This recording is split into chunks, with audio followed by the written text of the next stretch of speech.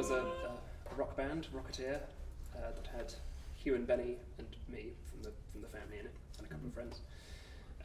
And there are some that finished a long time ago, but we did get to the John Peel stage at Glastonbury. Big event. Daisy and Tramps. Yeah, Daisy and Tramps. So yeah, Daisy, our sister Daisy, she's also a wonderful jazz singer, and so at various weddings and things, she gets together with other. I mean, Frances plays the bass, guitar, and the normal guitar. You play the drums, you know? You play the drums. So we have bands as well that fulfil the needs that we have for weddings. Our weddings are very cheap. Yes, I was about to say the budget constraints must be fantastic. We were at a family wedding this weekend, and we thought maybe what we should do is actually start a wedding business. We could provide all the things you need, all the music. Even we've got priests. We've got priests. We've got professional chefs.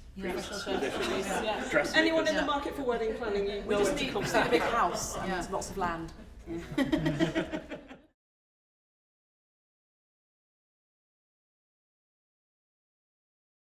We had so much fun doing it. I think that's sort of the whole point of it as well, was to have the opportunity to spend 5 days, 4 days, whatever, together in a nice house with a church and eat together, and our children to hang out and to sort of keep our friendships going within the family, but also creating something. I think we sort of took it for granted when we were younger, because a lot of us grew up in the same village, the sort of ancestral home, and now those opportunities to spend time together are just so few and far between. And even, today's a perfect example of the fact that it's impossible to get all 16 of us, let alone the whole sort of 54 of us.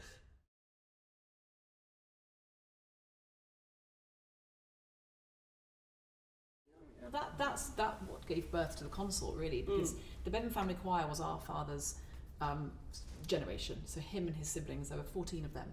So literally gave birth. Yeah.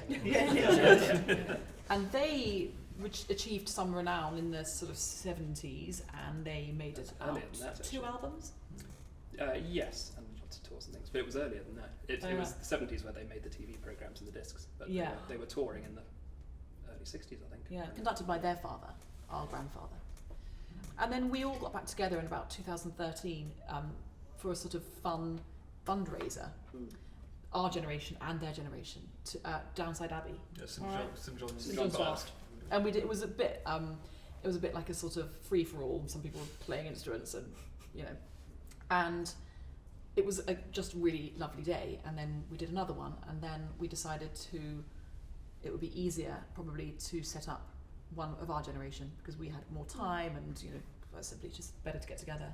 So we started the consort, which is sort of offshoot of there.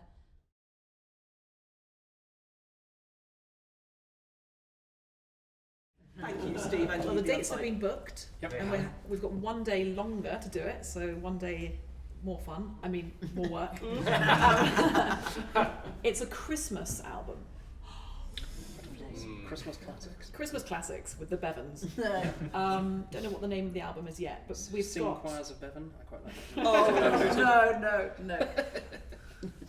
no. But Frances has created a spreadsheet and a playlist, and we're going to do... Well, actually, what we didn't say about David, our dad, was that he also was a composer, and you heard his psalm, which was quite sort of regular harmony-wise, but he actually wrote quite modern atonal music. So we tried to record one on this album, and we were too stupid, we couldn't do the notes. So we're going to do a couple of his carols on this upcoming Christmas album.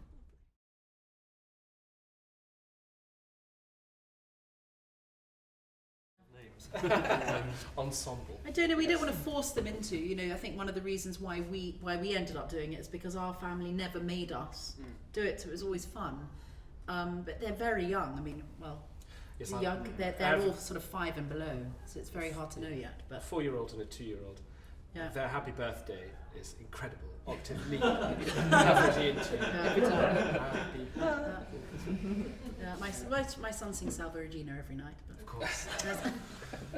My son is actually 12, but he's not interested in singing right now. But I think he'll come to it at some point. But I'm not pushing it. No one would push a career of a singer onto a child. No, not these days. Quite appropriate here, which is from the, if you haven't seen the Bevan Family documentary, which I think Frances put on YouTube, that our grandmother said, I think the interviewer asked her a very similar question about sort of, do you make your children do music, and or rather, do you want them all to be professional musicians? And she said, I want them to use all their talents. And there was never this sense of insistence that people do music in our family. And it's, as Sophie said, it's just something we all came to naturally.